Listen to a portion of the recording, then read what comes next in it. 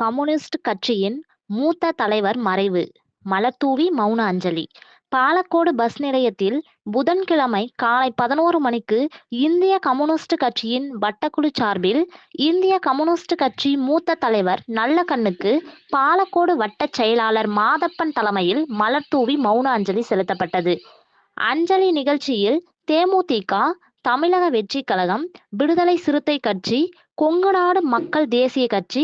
இந்திய communist Marxist கட்சி, இந்திய கம்யூனிஸ்ட் கட்சி, பாலக்கோடு அரிமா சங்கம், வணிகர் சங்கங்களின் பொறுப்பாளர்கள் மற்றும் பொதுமக்கள் 100க்கும் மேற்பட்டோர் பாலக்கோடு பேருந்து நிலையத்தில் வைக்கப்பட்டிருந்த இந்திய கம்யூனிஸ்ட் கட்சியின் மூத்த தலைவர் திரு நல்லகண்ணு படத்திற்கு மலர்தூவி மௌன அஞ்சலி செலுத்தினார்கள். இந்நிகழ்ச்சியில் அஞ்சலி உரையாக தேமுதிக கட்சியின் மாநில தலைமை பொதுக்குழு உறுப்பினர் திரு கோவிந்தராஜ்,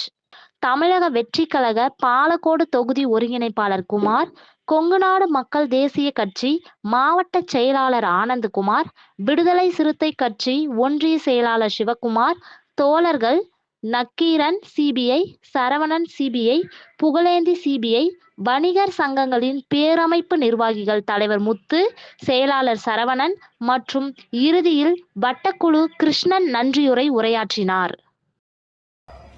ஈரா நல்லகண்ணு அவர்களின் ஆன்மா சாந்தியடைய எங்கள் தமிழக வெற்றி கழக தலைவர் தளபதி விஜய் அவர்களின் சார்பாகவும் பாலக்கோடு சட்டமன்ற தொகுதி தலைமை தமிழக வெற்றி கழகத்தின் சார்பாகவும் ஐயா அவர்களுக்கு வீர வணக்கத்தை செலுத்தி எங்கள் தமிழக வெற்றி கழக